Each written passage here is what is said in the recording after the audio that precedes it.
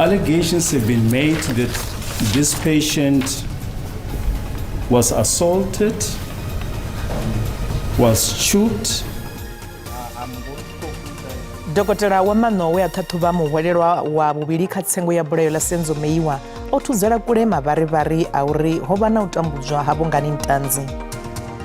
I therefore find that the expert report is not credible, objective, unbiased. Khote khulwane ya Thohoyandou vunḓuni na Limpopo yo thuzela kule muvhigo wa vhaṱoli vha muhumbulo une wa ri muhwelelwa kha mulandu wa u vhulaha vhathu vhanzhi vho Enoch Ndou a vha ngulugela u senga.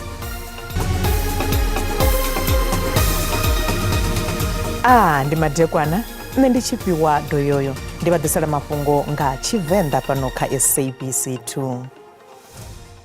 Dokotela wa mano we a ṱhaṱhuvha muhwelelwa wa vhuvhili kha tsengo ya bulayo ḽa senzo meiwa o thudzela kule mavharivhari a uri ho vha na u tambudziwa havho ngani ntanzi.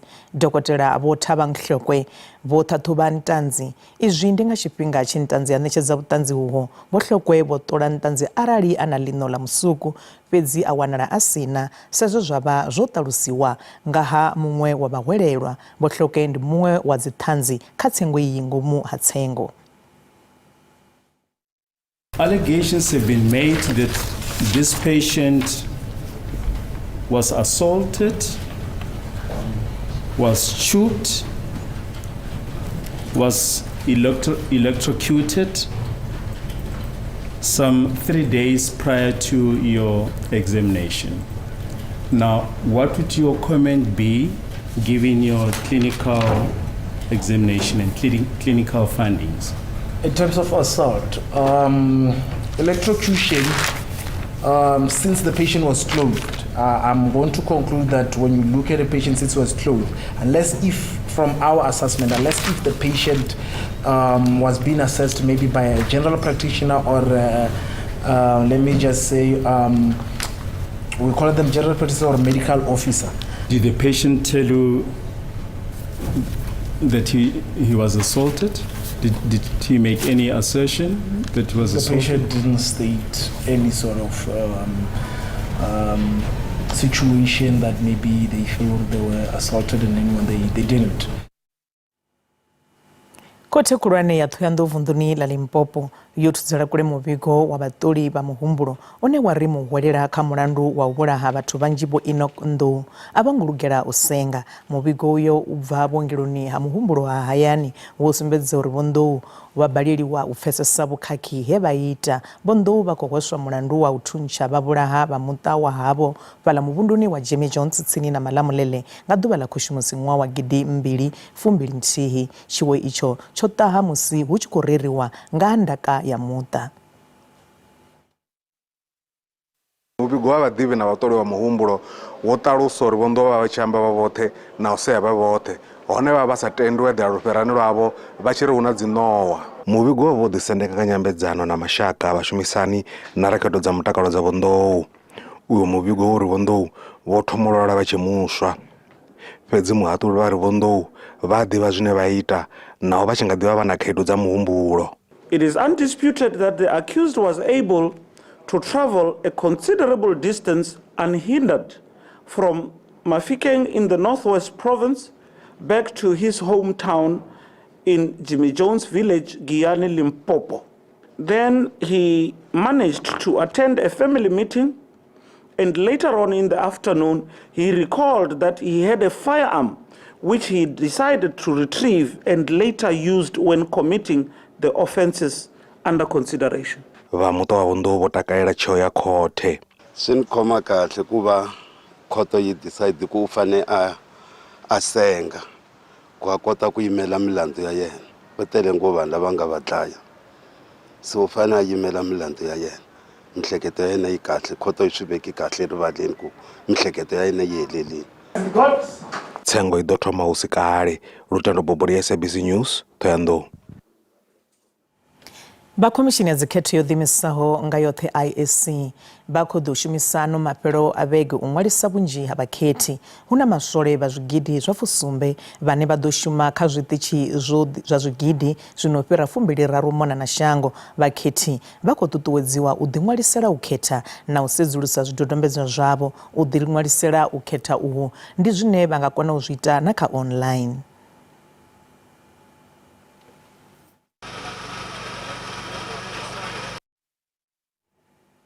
Mulanguli muhulwane wa tshiimiswa tsha khetho dzo ḓiimisaho nga dzoṱhe kha ḽino IEC Vho Saima Mavulo vho humbudza vhakhethi vhundeme ha u khetha kha luṱa luvhili lwo fhedzisela lune vhakhomishini vha ḓo lu fara mafheloni a vhege. Ahead of the second registration weekend, we remind voters of the general rule applicable in elections.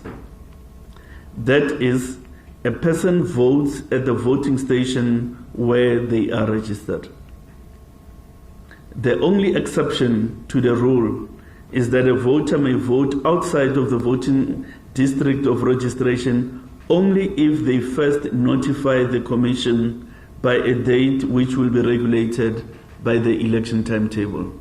Vha IEC vha khwaṱhisedza mvelaphanḓa yo itwaho kha luṱa lwa u thoma lwa u ṅwalisa vhakhethi mahoḽa nga ṅwedzi wa Ḽara he vhakhethi vha swikelaho henefha kha miḽioni 3 vho ḓiṅwalisa na u vusuludza zwidodombedzwa zwavho. Zwo ralo hu ḓivha na maitele maswa a thekhinolodzhi hune maitele ayo a kona u vhona uri zwiṱitshi na vhashumi vha khou shuma nga nḓila yone na. The devices are designed to operate online via a secure private cellular data connection. However, all three applications have been coded to function fully without access to the network, and what we generally call the offline mode. Vhakhomishini iyi vho ita khuwelelo kha miraḓo ya lushaka uri vha ṱhonifhe pfanelo dza vhadzulapo dza u khetha.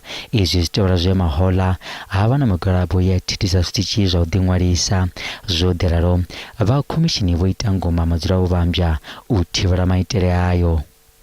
There has been some very active cooperation and coordination between the officials from the Commission and the NAT joints, both at national level but also at the provincial and more local level.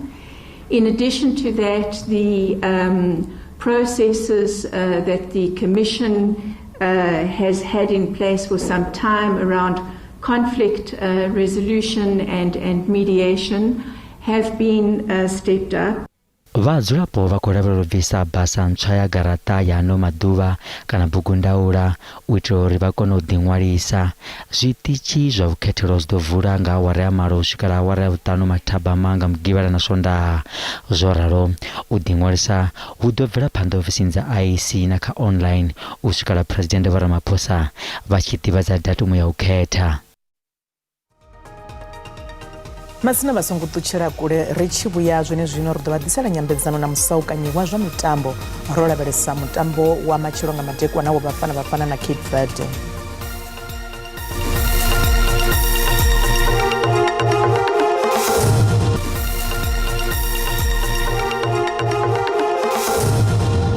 Ri khou dovha hafhu vha ṱanganedza kha mafhungo a Tshivenda fhano kha SABC 2.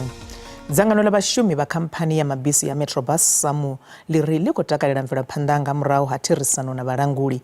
Vhashumi vho ima u shuma nga Ḽavhuraru nga masiari vha tshi khou gwa uri vhalanguli vha fhindule zwililo zwavho. Mabisi a Metro o vhuyelela u shuma ṋamusi nga matsheloni. Dzangano ḽa SAMU ḽo amba na vhashumi nga murahu ha muṱangano na vhalanguli vha Metrobus madekwe. Tshumelo ya mabisi a Metro yo vhuyelela ngonani matsheloni a ṋamusi zwi tshi tevhela uri vhashumi vho vhea thulusi fhasi nga Ḽavhuraru. Izwi zwo sia vhaṋameli vha paḓaho zwigidi zwa 60 vho hanganea ḓoroboni ya Johannesburg. It was quite frustrating yesterday. I had to make an alternative to take a connecting bus, so I had to use a taxi from here to my destination. So I think today it's much better. You can see buses are running effectively. So I hope next time they will do a better job in order to address us as commuters in advance, that to make an alternative arrangements. I've just loaded my tag for the whole month, so the next thing we know, buses are on strike and we were not even informed So we're glad that they are back in action. I personally feel for the parents. Schools have just been opened, and the next thing, no buses. It's an inconvenience, not only for the workers, but for the scholars as well. The very first day I filled my tag, the buses didn't come. So, I mean, it's like I wasted money as well. So I had to now use the taxis. Vabisi za Johannesburg vari zvichitevera mitangano yapa ichikotevekana vukati havadzangano lavashumi navaranguri bisi dzothe dzovira ushuma namusi vadzangano vari ava nga dova na u imisa tshumelo ya mabisi hapo. The employers are happy that they knew the shift that were imposed on them. Now they are going to be removed from them, from picking them. So they are going to revert back to the shift up until a proper task team that was mandated to deal with that part concludes the work. Because that's what they are saying. They are happy that they are going to be paid. Vashumi vo ṅwala mutevhe wa zwililo zwavho zwinoswika fumiṱahe hu tshi katelwa na mafhungo a u shuma nga u sielisana na miholo. Vhadzangano vha khou ṱoḓa vha Metrobus vha tshi wana nḓila ntswa ya u shuma u fana. There's a pressing issue of the number of buses we have vis-a-vis what we used to have. So it means whatever transport we are providing to the community, it has diminished so much that you can't even work with it. And hence, that's why there's a cry of procurement of new buses. Musi tshumelo yo vhalelwa u vhuyela ngonani kha bada dzoṱhe vhalanguli na vhadzangano la vhashumi vha kha ḓi isa phanḓa na nyambedzano dzavho.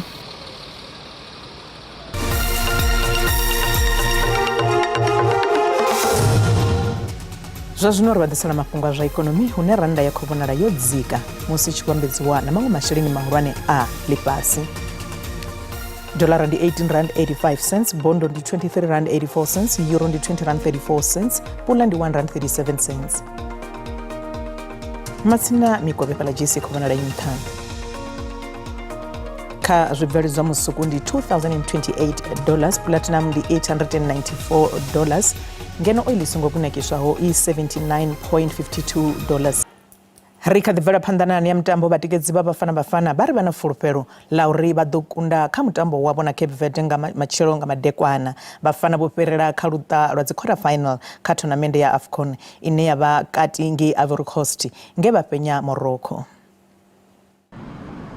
Limu ya fhala ḓoroboni musana wa Yuma Sokro hune mutambo wa luṱa lwa dzi quarter finals wa khou ḓo tamba hone ḽi nṱha vhukuma. Ngeno fhano hayani kha Afrika Tshipembe u tsitsa vhana phanḓa hoyu mutambo.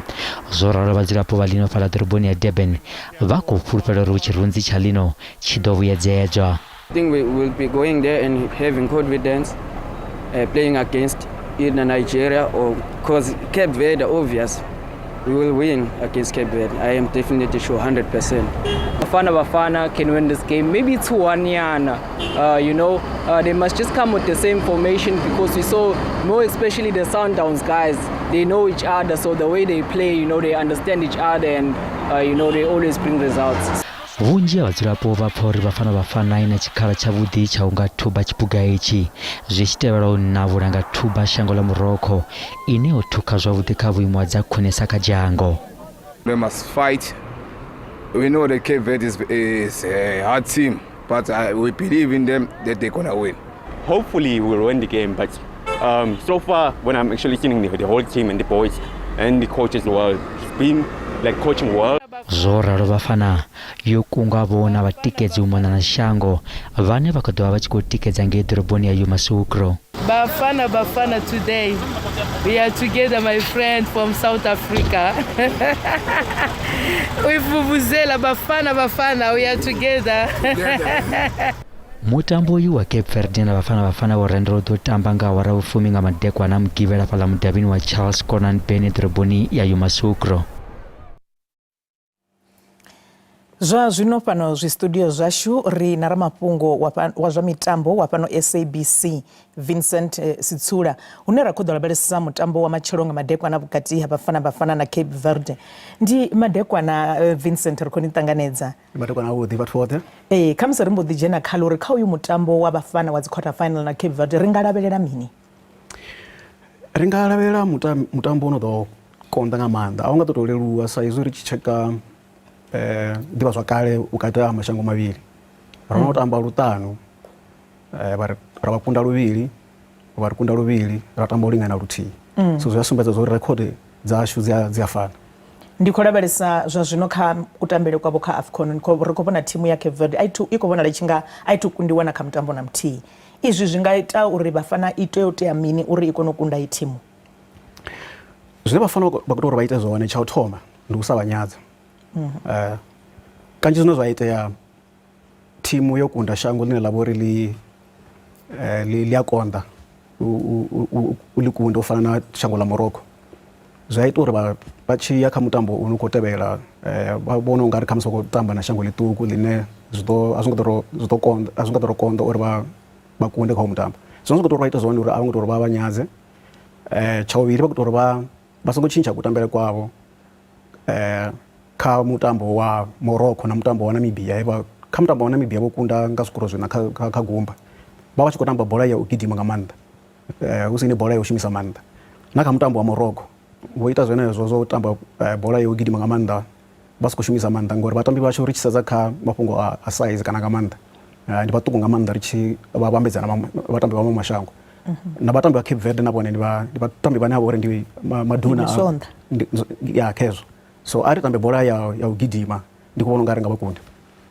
Musi ri tshi khou tou lavhelesa uri ngo Cape Verde a thu vhuya kunda na luthihi hafha kha AFCON riṋe ri khou vhona unga ri ro gudana nge ra kundiwa u thomani ri nga konana u fhenya kha uyu mutambo kana ni tshi lavhelesa ni khou vhona uri kha idzi thimu mbili ndi ifhio ine ya nga bva phanḓa? Zwine nga amba zwone ndi zwa uri shango ḽa Cape Verde ndi ḽiṅwe ḽa maṅwe mashango ḽine ḽi khou mangadza vhathu nga maanḓa kha iyi tournament ya AFCON.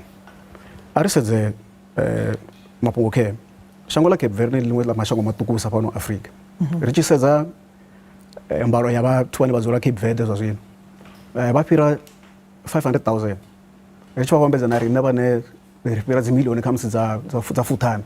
Ndi ḽiṅwe shango ḽiṱuku nga maanḓa ḽine a ḽi tambi kha vhatambi vha no khou tamba hayani. Vhatambi vhanzhi vha khou tamba Portugal kha dzi ligi dza Portugal ngori ndi shango ḽe ḽa tshi vhudzwa nga Portugal zwa kale.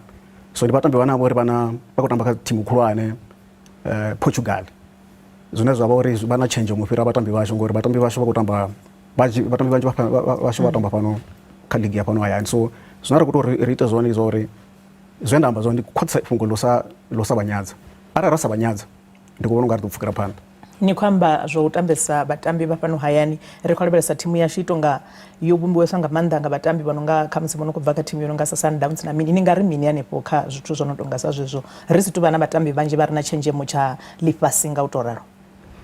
Ya zwine nda nga amba zwone ndi zwa uri mugudisi vho Hugo Broos zwo vha ita zwone vho shuma nga maanḓa u ṋangesa nga maanḓa vhatambi vha Mamelodi Sundowns. Sa izwi vhatambi vha Mamelodi Sundowns vha na tshenzhemo tsha u tamba kha dzhango ḽa Afrika kha mitambo ya Champions League.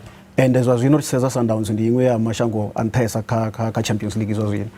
So vho ḓowelesa nga maanḓa u tamba kha dzi condition dza Afrika zwa zwino ndi vha na tshenzhemo tsha u tamba Afrika zwa zwino. So vho Hugo Broos zwo vha ita zwone.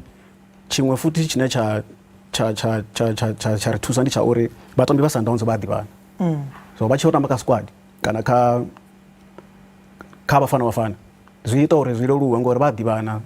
Zwine vho Hugo Broos vha nga ita zwone ndi u sokou tou u vha ṱuṱuwedza fhaḽa na fhaḽa. Fhedzi ni khou lavhelela uri Bafana i nga vhuya na tshiphuga itshi tsha AFCON? Zwi nga itea zwa uri Bafana fanela nga vhuya na tshiphuga tsha AFCON nga murahu musi vho kunda shango ḽa Morocco. Ha hu sina muthu wa lavhelela zwa uri ri nga kunda shango ḽa Morocco sa izwi shango ḽa Morocco ro ḽi vhona kha tshiphuga tsha ḽifhasi mahoḽa vho fhedza vha kha dzi semifinal dza ḽifhasi. Nga hafha ndi vhone shango ḽa nṱhesa kha dzi rankings dza fhano Afrika. So hezwo zwithu zwi nga vha fha mafulufulu and tshiṅwe tshine tsha nga ri fha mafulufulu futhi ndi uri mashango maṱanu a nṱhesa kha dzi rankings dza fhano Afrika oṱhe o bva. Zwine zwa khou amba zwa uri tournament yone i nga winiwa nga muṅwe na muṅwe. So kha ri shumise tshifhinga tshine ri khou livhuwa kha ri dzi ḓo rendwa dzi tshi bva mugadoni matshelo nga madekwana. Matsina ndi Vincent Sitsula a ri musaukanye wa zwa mitambo ane a vha ramafhungo fhano kha SABC wa zwa mitambo. Matsina mafhungo ha fheli hu fhela tshifhinga madekwana kha vhe a vhuḓi na mafhelo a vhege ro lindela mutambo wa matshelo nga madekwana.